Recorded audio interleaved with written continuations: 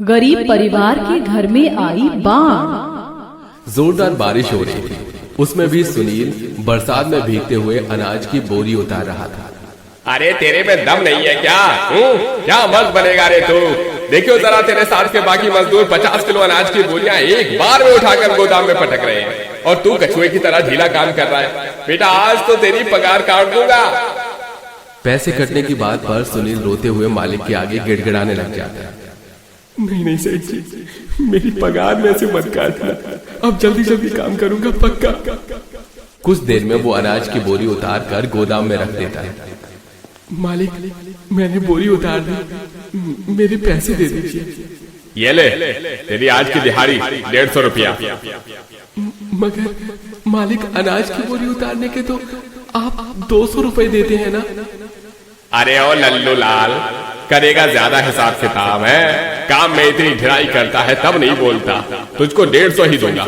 करना है तो कर, वरना कल से मत आना। नहीं नहीं नहीं सेठ जी, तुमने जो दिया है ठीक ही है। आ गया ना लाइन पर, अब चल जा। क्या मस्त मौसम हो रहा है। आज तो घर जाके पकौड़े बनवाऊंगा शोभा से। ऐसा बोलकर मालिक अपनी गाड़ी में बैठकर घर चला जाता है। बाकी के मजदूर भी छाते में घर जाने लगते हैं। तभी सुनील कपकपाते हुए प्रकाश के पास छाता देखकर मदद मांगता है। प्रकाश भाई, मुझको भी अपनी छतरी में ले लो, आगे मेरे घर तक छोड़ देना। बहुत ठंड लग रही है, बरसात में भीग गया हूँ ना। अरे बाबा, नहीं नहीं नहीं, मुझको माफ कर भाई। तेरा घर तो गंगा घाट के पास में बना है और गंगा नदी का पानी तो बारिश से काफी ऊपर तक आ गया है। वहाँ तो कभी भी बाढ़ आ सकती है। तू खुद चला जा भाई। इतना बोलकर प्रकाश चला जाता है। बारिश में भीगते भीगते सुनील घर आता है, जहाँ उसकी माँ, बहन और बीवी तीनों झोपड़ी में से पानी फेंक रही थी। चंदा बेटी, देख यहाँ से कितना पानी टपक रहा है। एक बाल्टी लाकर यहाँ चौखट में लगा दे। माँ, अब तो कोई बाल्टी नहीं बची, सब घर में लगी हुई है। पता नहीं आज तो इंद्र देवता सवेरे से ही बरस रहे हैं। एक पल के लिए चैन की सांस नहीं लेने दे रहे। दादी दादी, पिताजी आ गए। तभी सुनील पूरे घर में पानी भरा देखकर चिंता में पड़ जाता है। माँ, आज तो घर में पानी कुछ ज्यादा ही बढ़ गया है। लाओ गौरी, एक बाल्टी मुझको भी दो। अजी, आप तो खुद दिन भर के थके हारे आए हैं, हम कर लेंगे। थोड़ी जमीन सूख जाए तो सबके लिए खाना पीना भी बनाऊंगी। लेकिन सुनील बाल्टी उठाकर पानी बाहर फेंकने लगता है। रामपुर गांव के ज्यादातर लोगों ने कब के पक्के मकान बनवा लिए थे, जबकि सुनील अपने गरीब परिवार को लेकर नदी के किनारे ही एक कच्ची झोपड़ी डालकर मजबूरी में रह रहा था। सर्दी और गर्मी के मौसम में तो नदी के पानी का जलस्तर कम रहता था, लेकिन बरसात के मौसम में बाढ़ की परिस्थिति पैदा हो जाती है। लगभग कई घंटों की मूसलाधार बरसात के बाद बारिश रुकती है। जा बहू, देख अनाज बचा है बनाने को, या बरसात में वो भी भीग गया। नहीं माँ जी, मैंने राशन ऊंचे में रख दिया था। मैं सबके लिए रोटी पानी का प्रबंध करती हूँ, सभी को भूख लगी होगी। पूरा परिवार साथ बैठकर रूखा सूखा खाता है। तभी छत में से मिट्टी गिरकर सबकी थाली में आ जाती है, जिस पर दोनों बच्चे रोने लगते हैं। माँ, हमारे खाने में तो मिट्टी पड़ गई, अब हम क्या खाएंगे? माँ, दूसरी रोटी दे दो ना। बच्चों, और रोटी नहीं है, बस यही है। मैं मिट्टी झाड़ देती हूँ, फिर खा लेना।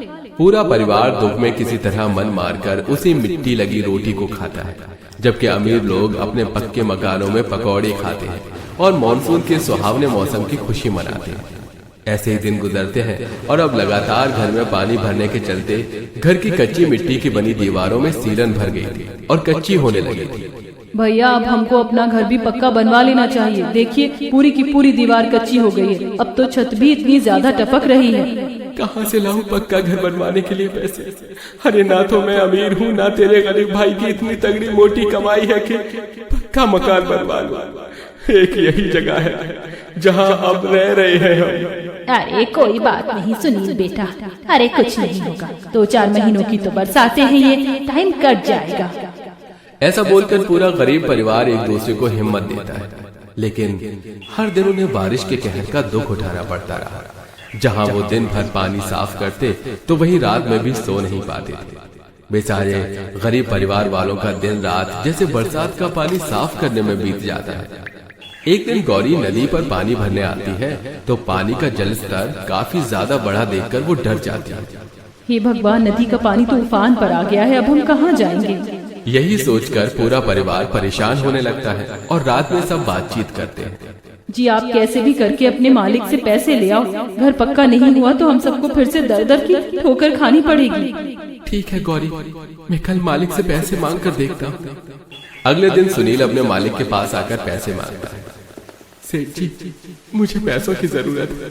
मेरा घर बहुत ही कच्चा हो गया है, उसे पक्का करवाना बहुत ज्यादा जरूरी है, वरना मेरे परिवार पर बड़ी दुख मुसीबत पड़ जाएगी। अरे तो इसमें मैं क्या करूं भाई, मेरे पास थोड़े पैसे का पेड़ लगा है, मैं नहीं मदद कर सकता। दुख की उस स्थिति में सुनील का मालिक भी उससे आंखें फेर लेता है। निराश हताश होकर सुनील आंखों में आंसू लिए घर लौटता है। तभी हर दुकानों पर चल रहे समाचार में बाढ़ की खबरें सुनाई जाती है, जिसे सुनकर वो दिल पर हाथ रख लेता है और भागा भागा घर लौटता है, जहां दीवार का एक हिस्सा नदी की लहर से टूट गया था और घर में पानी तेजी से आ रहा था। सास बहू बेटी उसे निकाल रही थी और दोनों बच्चे बिजली कड़कने की आवाज से सहमे से बैठे थे। हे भगवान, इतना पानी निकालने के बाद भी पानी तो कमर तक आ गया है। माँ, चंदा, गौरी, जल्दी जल्दी सामान बांधो। अरे पर क्या बात है सुनील, तू इतना हाँफ क्यों रहा है? सब ठीक तो है? कुछ भी ठीक नहीं है माँ। अभी समाचार में बताया कि गढ़गंगा नदी में बहुत तगड़ी तबाही भारी बाढ़ आई है और हमारी गंगा नदी भी उसी नदी से मिलती है।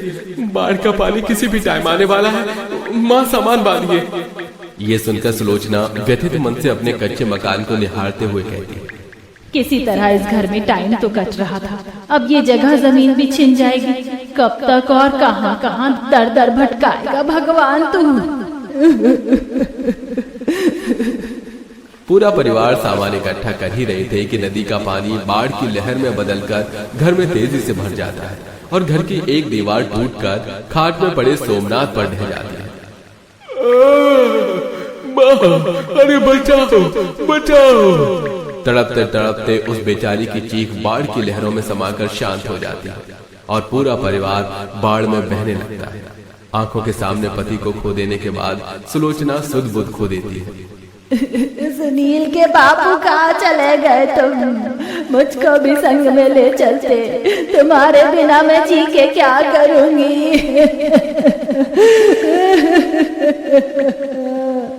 माँ जी, ये वक्त धैर्य खोने का नहीं। चलिए माँ जी, ये जमीन बहुत कच्ची है, घर गिर सकता है किसी भी वक्त। जैसे पूरा परिवार घर से थोड़ी दूर आता है, घर बाढ़ में टूट जाता है और कई फीट अंदर तक सुराख हो जाता है, जिसमें बाढ़ का पानी प्रलय की तरह मंडराने लगता है। बाढ़ का ऐसा दहशत भरा नजारा देखकर सभी का दिल दहल जाता है। तभी बाढ़ के तेज लहर में मोहित का हाथ छूट जाता है।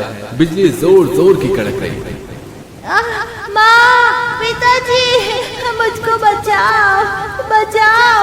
हे भगवान, मेरे लाल को बचाओ, रक्षा करो।